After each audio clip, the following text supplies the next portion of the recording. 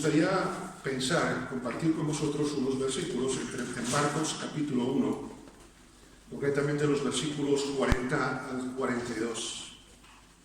Marcos capítulo 1, versículos 40 al 42.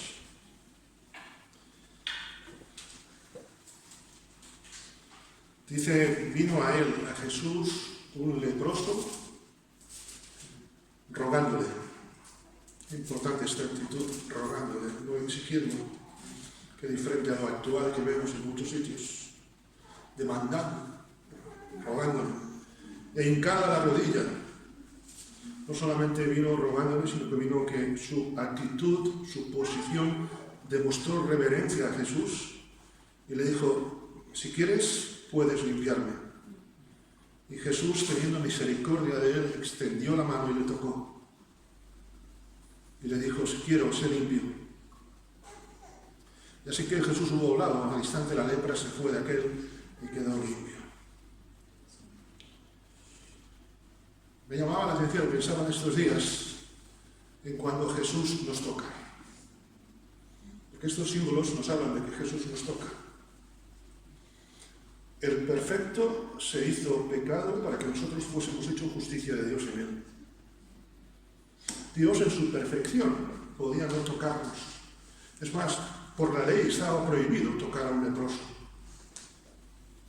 Y Jesús no solamente dijo, quiero que seas limpio, sino que le tocó tocar a otra persona.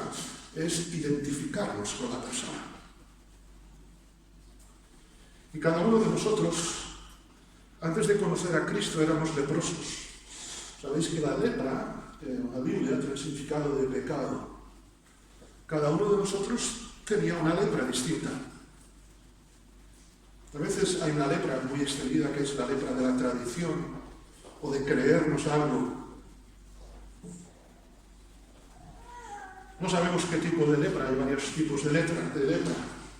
Hace muchos años, tampoco tantos, cuando yo era muy jovencito, hace 2 semanas, hacía más años, pero con 18 o 19 años estuve a punto de irme a trabajar con una organización contra la lepra. Y es curioso la cantidad de tipos de lepra que hay. Cada uno de nosotros vino a Cristo en una condición diferente, pero leprosos por el pecado. Porque el pecado nos tocó. Cada uno de nosotros recibe, como dice el versículo 41, misericordia de Dios. No es un mérito mío, es la misericordia de Dios en acción. Y en esta mañana, cuando me acerco a estos símbolos, cuando me acerco a este pan y a este vino, recordamos que no solamente yo estaba leproso, sino que Dios tuvo misericordia de mí. Bendito sea el Señor. Pero lo importante no es que yo fuera Jesús, sino que Jesús tuvo misericordia. Desde luego, este es un acto donde se nota, donde recordamos que el Señor tiene misericordia y Él quiere que todos seamos limpios. El apóstol Pedro en su segunda epístola expresa, el Señor es paciente para con todos, para con nosotros, dice. Yo en esta semana pensaba en la paciencia que tiene el Señor conmigo. Yo no sé contigo, pero conmigo el Señor, litros de paciencia. Y el Señor tiene paciencia, aún con mis limitaciones. Y cuando tomo de este pan, de este vino, no puedo olvidar que es la misericordia de Dios la que me permite acercarme. No queriendo que ninguno perezca, sino que todos procedan al arrepentimiento. Permíteme una pregunta en esta mañana, la dejo al corazón de cada uno. ¿Has confesado a Jesús tus pecados? ¿Has confesado a Jesús tu lepra? Señor, límpiame. No dijo, mejora mi vida. No dijo, Señor, crea canales de que yo pueda conectarme mejor con la sociedad. No. Dios no quiere mejorar nuestras vidas. Dios quiere transformar nuestras vidas. La religión es una que puede mejorar en algún caso, hay que saber. Pero Dios no quiere mejorar mi vida. Dios quiere transformar mi vida. Todos hemos pecado. Y como aquel hombre, y no vemos el nombre, y a mí esto me llama la atención, porque Dios vino a salvar a los ceros a la izquierda. Dios me vino a salvar a mí, Jesús me vino a salvar a mí. Para la sociedad, aquel leproso era un cero a la izquierda. Para la sociedad, muchos somos un cero a la izquierda. El único número es el de la Seguridad Social y el de Hacienda. Para de contar. Pero somos un cero a la izquierda, porque el pecado nos hace un cero a la izquierda. Y el Señor tuvo misericordia de él. Y la pregunta en esta mañana, repito, ¿has confesado a Jesús la lepra de tus pecados? Quizá hoy te sientas como aquel hombre anónimo. Has pedido a Dios que cambie tu vida. Por favor, no te vayas en esta mañana de aquí sin hacerte esta pregunta. Estos símbolos, en definitiva, nos recuerdan que un día Jesús nos tocó a nosotros. Él me tocó, dice una hermosa alabanza. Qué hermoso es saber que el Señor me ha tocado. Una mujer quería tocar el manto de Jesús. No nos conformemos con acercarnos a Él, vayamos a Cristo directamente, porque Él ha venido a nosotros, para que los que creemos en su nombre tengamos el privilegio de ser hechos hijos de Dios. No solamente de que nos llamen, hay cosas que te llaman que son mentiras, sino de que seamos lo que somos, hijos de Dios. Y cuando pienso en este pasaje y pienso en estos símbolos, quiero llevaros a Lucas capítulo 24, a otro momento en el cual también Jesús invita a tocar. Ya no es que Jesús toque, sino que Jesús invita a que le toquen. Lucas capítulo 24, versículo 39. Dice Jesús, versículo 38, ¿por qué estáis turbados, es decir, tristes, apesadumbrados? Y vienen a vuestro corazón estos pensamientos. Mirad mis manos y mis pies, yo mismo soy. Palpad. Aprieta. No es toca solamente, palpa, comprueba. Permitidme, dad un pellizco. Palpad y ved, porque un espíritu no tiene carne ni huesos, como veis que yo tengo. Y diciendo esto, les mostró las manos y los pies. Y como todavía ellos de gozo no lo creían y estaban maravillados, el Jesús les dijo, ¿tenéis algo de comer? Me llama la atención a la reacción de cuando ellos tocan a Jesús. Estaban llenos de gozo. ¿Sabes? Un día tocaremos a Jesús. Amén. Qué bendición. Poder un día tocar esas manos y sus pies que fueron a la cruz por mí. Que lo único que me piden es que le siga sus pisadas. Tenían tristeza por todo lo que le había acontecido a Jesús. Pero después de esa tristeza, poder tocar al Maestro como podemos tocarlo tú y yo, aquello les supuso no un cambio, sino una transformación. Tenían gozo. Como todavía de gozo no se lo creían. No tenían gozo, tenían una tormenta de gozo, permitidme, un torrente de gozo. Estaban empapados de gozo. Sudaban gozo, si me permitís. Porque cuando tenemos al Señor en nuestras vidas, cuando tocamos su presencia, queridos hermanos, no solamente hay ánimo. ¿Sabéis? No solamente hay ánimo, hay gozo. A veces buscamos ánimo de parte de Dios. Hermanos, no nos quedemos a la mitad, por favor. Vayamos a buscar el gozo del Señor. Jesús vino y no dijo, yo he venido para que tengan vida. No, dijo, he venido para que tengan vida y esta sea en abundancia. Dios no quiere estar en nuestra vida al 50%, solamente al 100%. O mejor dicho, soy responsable de cómo tengo la presencia de Dios en mi vida. Porque en función de cómo esté, habrá gozo o no, solamente ánimo. Estar en la presencia de Dios, queridos hermanos, siempre ha de cambiar nuestro ánimo, nuestra vida. No podemos salir de este local igual que hemos entrado. Y no se trata de un predicador, creo que de esta mañana te quiero contar cómo es, de lo que os está hablando. Después ya la cosa va a mejorar un poquito. Pero si fuera por el predicador, yo no vendría, lo aseguro. Venimos porque la presencia de Dios está y es la que toca nuestro corazón. Porque si la toca el predicador, entonces es emoción, no es presencia. Para los fariseos y los escribas y toda aquella banda, la presencia de Jesús era motivo de contradicción. Para el mesonero de Belén, la presencia de Jesús era motivo de desprecio. Para la multitud, unas horas antes, la presencia de Jesús era motivo de decir: su sangre sea sobre nosotros y sobre nuestros hijos. Y así después estuvieron casi 2000 años. Para Pilato, la presencia de Jesús fue motivo de una jugarreta política. ¿Qué es para ti la presencia de Jesús? ¿Qué es para ti y para mí en esta mañana la presencia del Espíritu de Dios en medio nuestro? Concluyo. Qué hermoso será un día tocar al Señor. Ese es un gozo perfecto. Dice el salmista en el Salmo 17, versículo 15: a mí me bastará con ver tu rostro de justicia. Satisfecho estaré al despertar y contemplarte.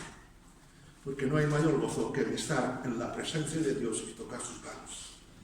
El día que estemos ante la presencia de Él y toquemos sus manos, ese día será increíble. Porque veremos cara a cara a aquel que nos salvó.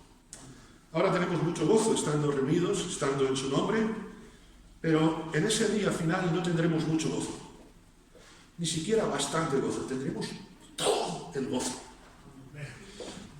Y en este día de hoy, participar de estos símbolos es, como digo tantas veces, coger un trocito de esa tarta del cielo. Bueno, si no eres muy goloso, simplemente meter el dedo.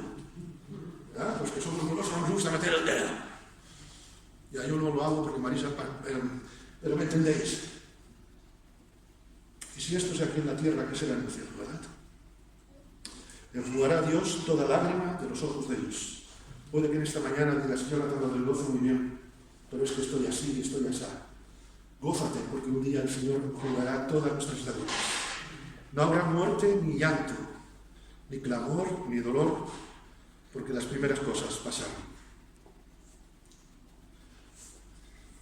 Gózate, tocando por fe al que un día tocarás cara a cara.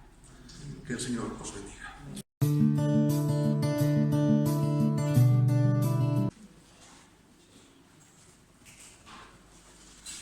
Bueno, buenos días. Nos gozamos hoy, domingo, en la casa del Señor. Pero lo importante es que la casa del Señor puede estar aquí. Amén. Y está, ¿no? En los que creemos. Gloria a Dios por ello.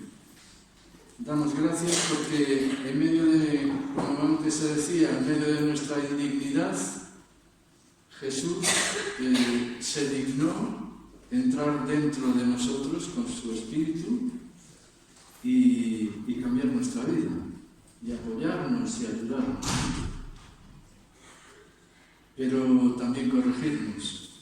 El otro día veíamos en Hebreos 12 cómo, hoy vamos a ver otro pasaje de Hebreos 12, pero veíamos el otro día como los hebreos, los judíos que estaban dispersos a lo largo del mundo, a lo largo de Europa y Asia, cómo se habían desanimado.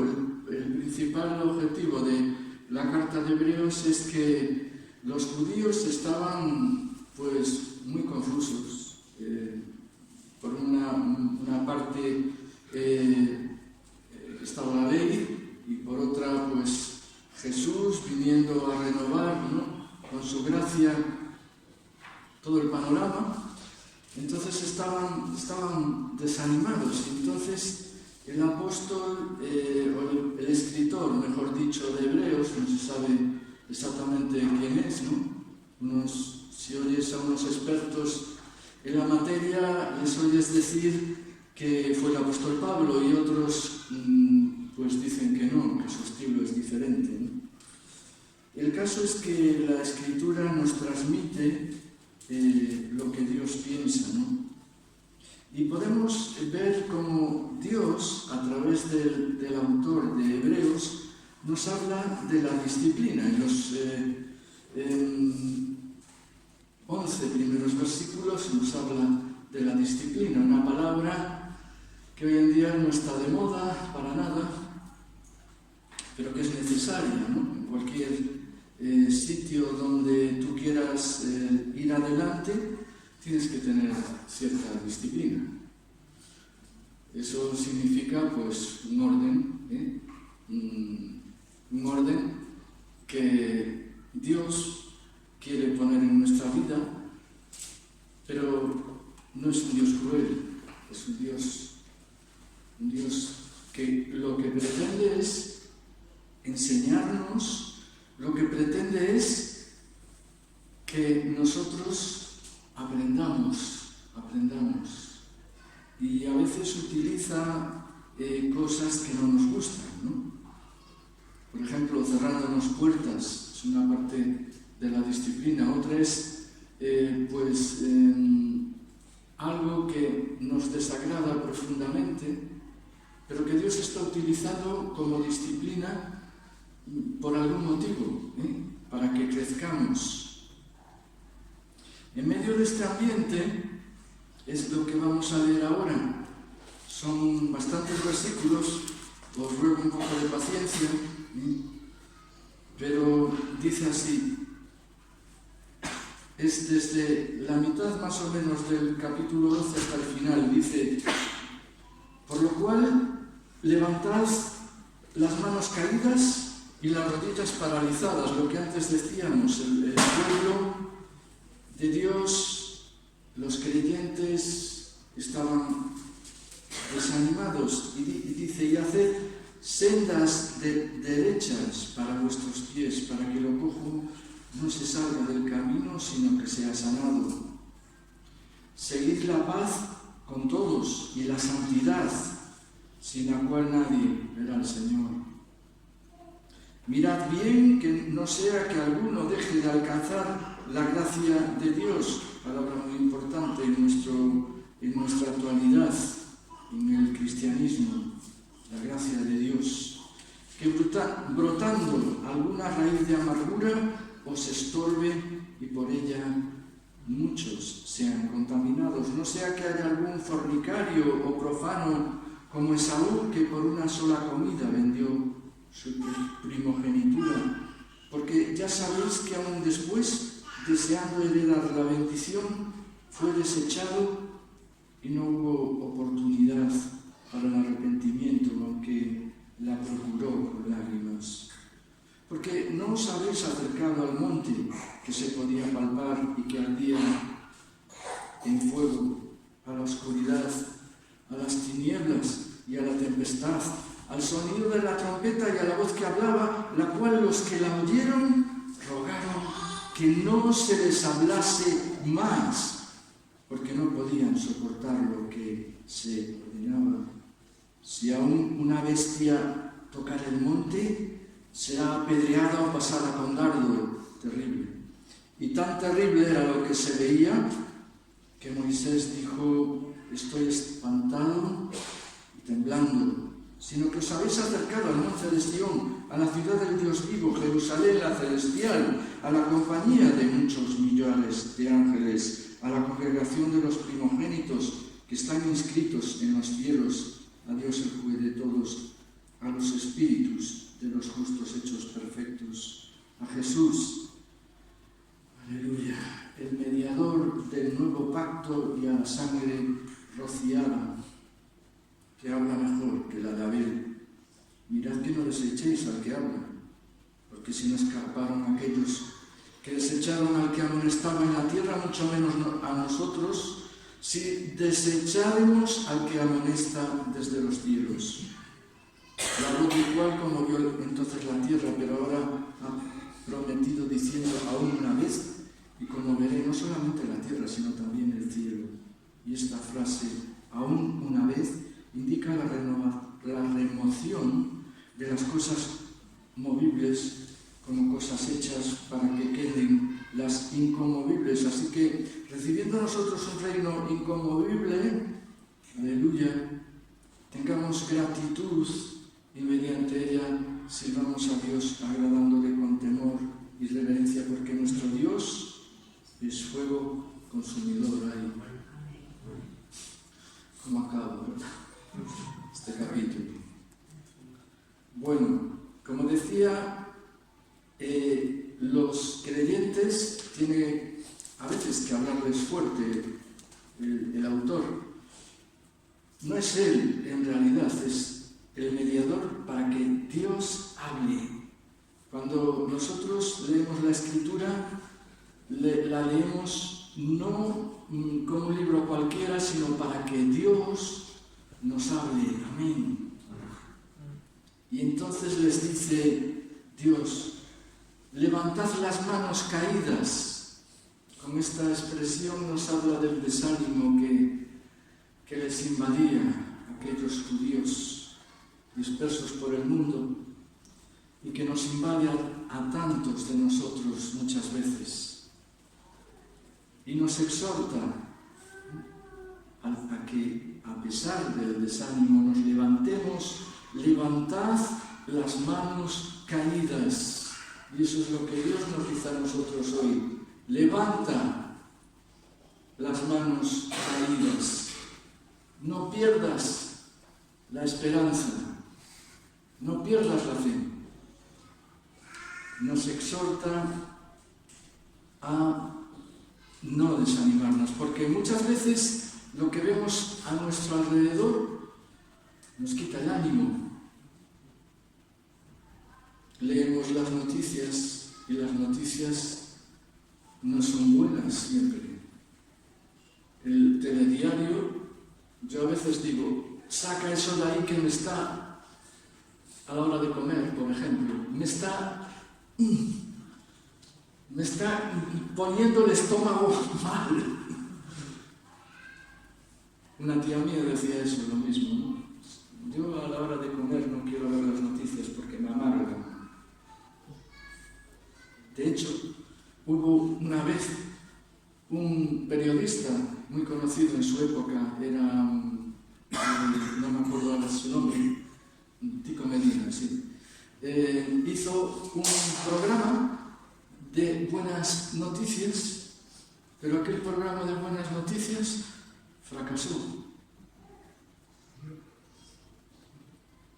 ¿Cómo pueden fracasar buenas noticias? Parece que estamos ya acostumbrados a que los telediarios y todo lo demás nos transmitan malas noticias. Si nos centramos también en nuestros propios problemas, si no miramos a Dios, eso nos va a traer desánimo. ¿Quién no tiene problemas? Me pregunto yo. En mayor o menor grado, pero tú tienes problemas, yo tengo problemas. Por eso, el autor de Hebreos y Dios nos dicen a continuación, levantad las manos caídas y las rodillas paralizadas. Yo cuando digo la palabra rodillas, lo asocio con la oración. Aquel pueblo había dejado de orar. ¿Para qué? Como una vez me dijeron a mí, un grupo de personas, pasaba yo por allí, sabían que era un profesor de religión, y me dijeron todos en alto, ¿la religión para qué, hombre? Si no sirve para nada. Algunos piensan así. Y aquel pueblo pues había un poco contagiado de ese espíritu. Rodillas paralizadas. ¿Para qué vamos a orar? ¿De qué servirá que oremos?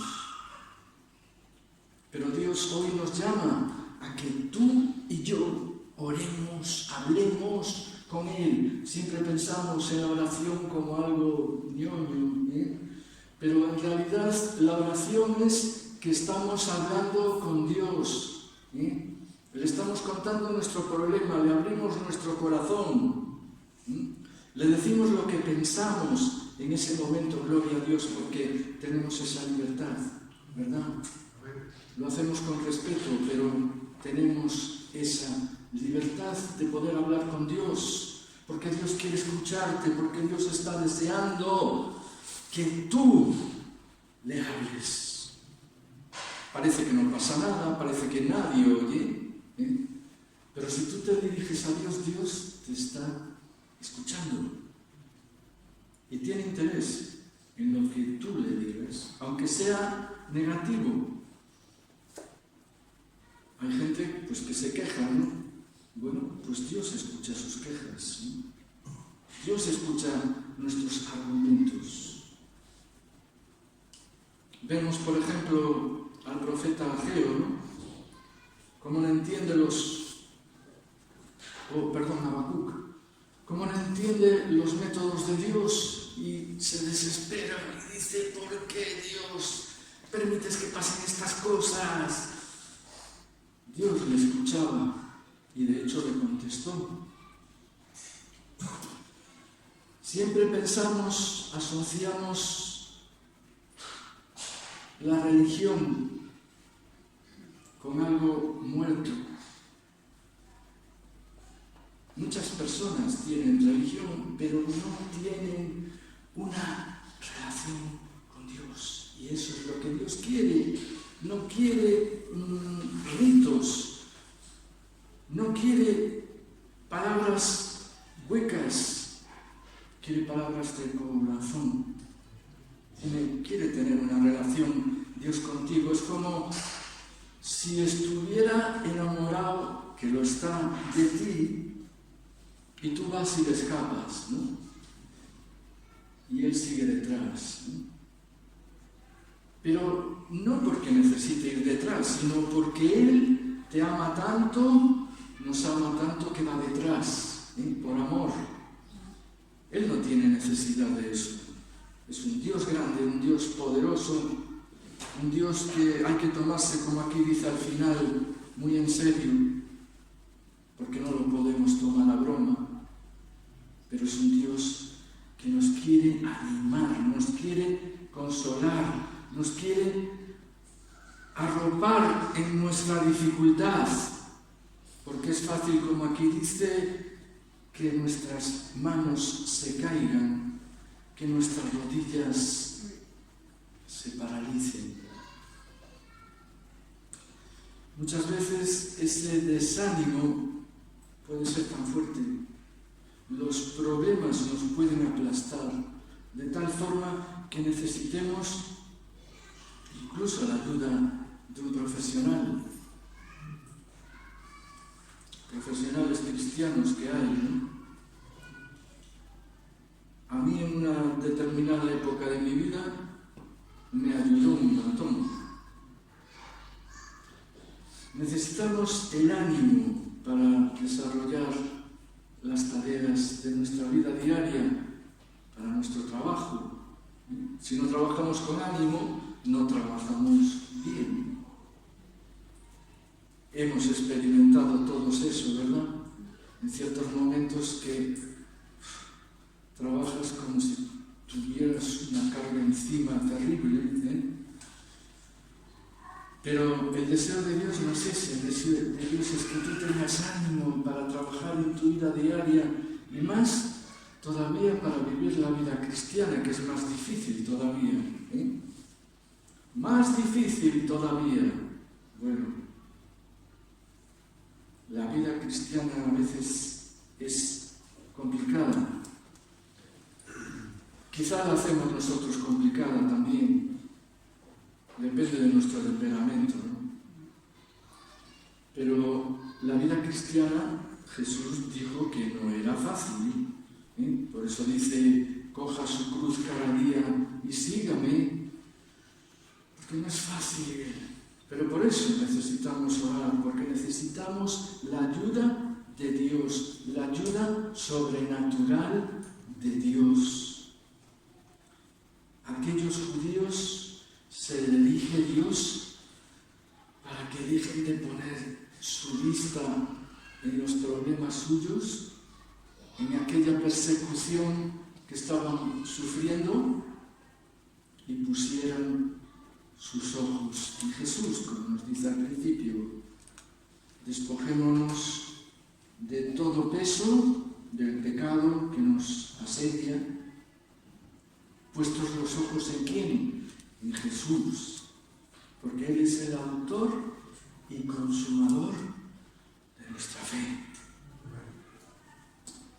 Y este buen consejo que nos dice al principio, dice que hagamos sendas derechas para nuestros pies, para que lo cojo no se salga del camino. ¿Quién no es cojo? Yo me pregunto, ¿hay un cristiano perfecto? Yo no lo sé, creo que no lo encuentro. Ni Dios pretende que encontrar cristianos perfectos, porque de hecho Él está haciendo su obra de transformación en ti. Lo que quiere Él es que dejemos el mal.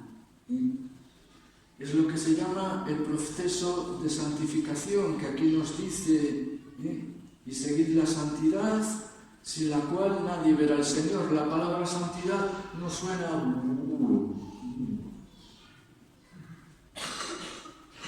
Santidad, su santidad. Pero la palabra santidad en realidad significa que tú te apartes de las cosas malas, del mal, de ser malo. Eso es lo que implica el proceso de santidad. Y Dios nos dice aquí: haced sendas derechas para vuestros pies, para que lo cojo no se salga del camino. Puede pasar que nos salgamos del camino si nos descuidamos. Por eso es necesario que sigamos estos consejos que aquí dice: levantad las manos caídas, las rodillas paralizadas, ponedlas en funcionamiento. Haced sendas derechas para vuestros pies, es decir, intentad de todos iba a decir en galego, 200 posibles, de todas las maneras posibles, lo recto, ¿no? Yo no puedo al 100% hacer lo recto, no. Hay cosas que se escapan de mi control. Pero lo importante es nuestra actitud frente a eso, ¿no? Que queremos cambiar. Queremos que Dios haga su obra y que nos saque de esa senda, ¿no? Y fijaos que es fácil desviarse tanto a derecha como a izquierda, Lo importante es el equilibrio, pero ay amigo, por eso necesitamos a Jesús, porque Él es el que nos da equilibrio. Yo no puedo tener equilibrio sin Jesús.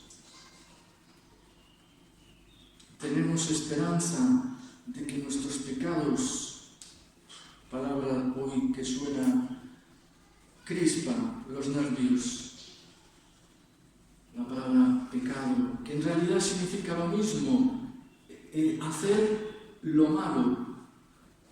¿Quién no hace lo malo? Estamos en un proceso de cambio, de limpieza, y somos, como decía Jonathan, cristianos imperfectos. Dice, estos días poníamos en el WhatsApp de la iglesia, decía así: amados, ahora somos hijos de Dios y aún no se ha manifestado lo que hemos de ser.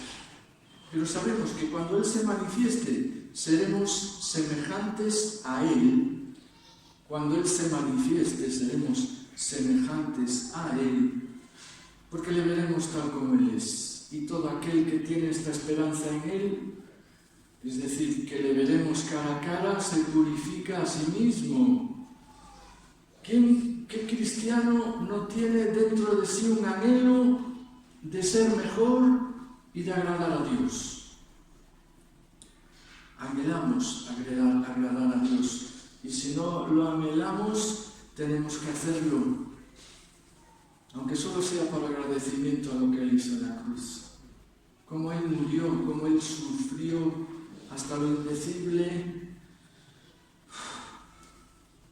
que visto así ya estamos tan acostumbrados al proceso de la cruz que ya casi nos resbala, pero el proceso fue, cierro los ojos, súper duro, como nadie, como nada. Dice, gracias a eso, dice, sabéis que Él apareció, murió en la cruz para quitar nuestros pecados. Amén. Damos gracias a Dios. Amén. Y como dice en el versículo 14, no sea que haya algún fornicario profano como Esaú, que por una sola comida vendió su progenitura. Yo solamente oír estas palabras ya ni me apetece leerlas. Palabras que nos suenan duras, ¿verdad? Hoy en día procuramos la santidad, procuramos la paz, pero yo me pregunto, ¿cuántos seguimos la paz? Aún dentro del pueblo cristiano. A veces hay algunos que quieren llevarse el gato al agua y no transmiten paz. Buscad la paz con todos, seguid la paz con todos y la santidad sin la cual nadie verá al Señor. Pero como decía antes, habla aquí de un versículo que hemos leído, pero que no me apetece volver a leerlo. Nos indica los efectos desastrosos de algo que ocurrió y puede ocurrir. En la sociedad de hoy, lo que hemos leído de inmoralidad sexual es normal. Hoy en día, pues, cualquiera, es normal, lo vemos en la tele. Perdón. Lo vemos en la tele y lo vemos como algo normal. Está de moda en nuestra sociedad, se ha convertido en algo normal. ¿Y qué decir del profano? El profano es mantener lejos de tus pensamientos y de tus acciones a Dios y todo lo que tenga que ver con Él.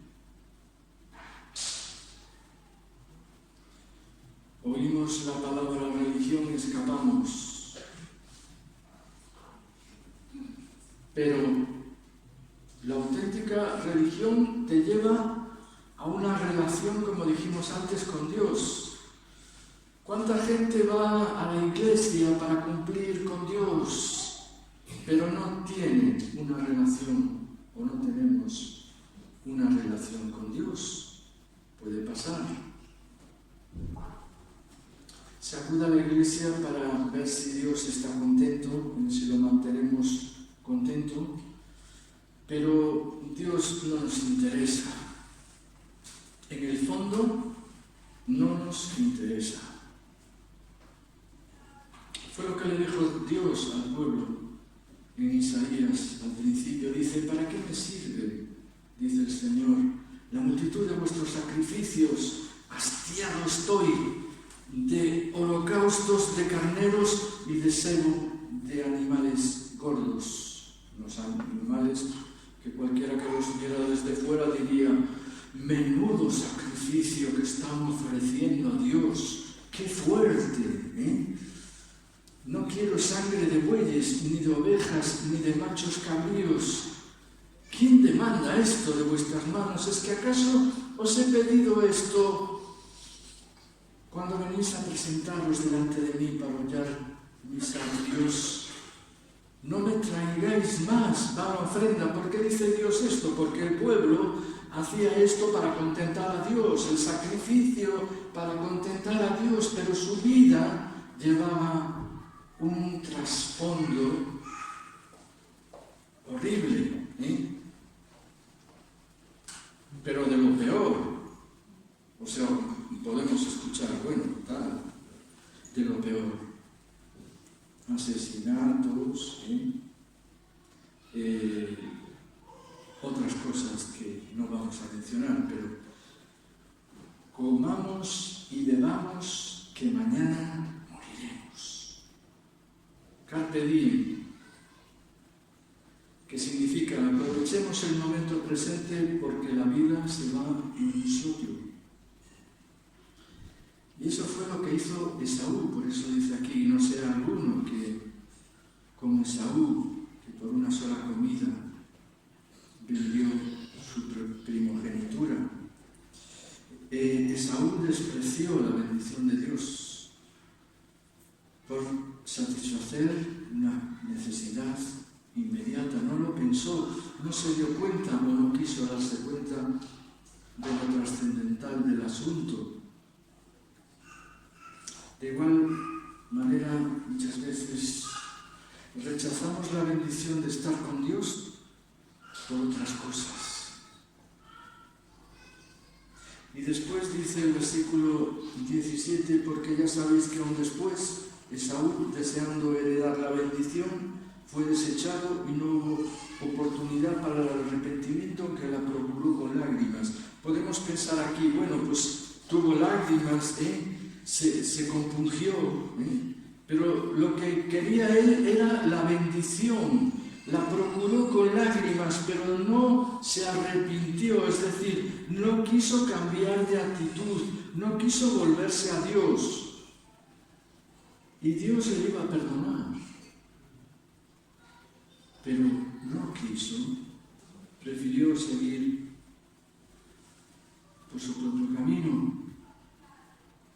Y dice en el versículo 18, porque no os habéis acercado al monte, aquel que ardía en fuego, a la oscuridad, a las tinieblas, a la tempestad, al sonido de la trompeta, a la voz del que hablaba, a la cual los que la oyeron rogaron que no les hablase más, porque no podían soportar lo que se ordenaba. Si aún una bestia tocar el monte, será apedreada o pasada con dardo. Yo me río, pero menuda historia. Los que la vivieron como Moisés, dice que Moisés no creo que fuera un hombre que a la mínima temblara, y sin embargo tembló. Dice que tembló, como aquí dice la Escritura. Tan terrible era lo que se veía que Moisés dijo, estoy espantado y temblando.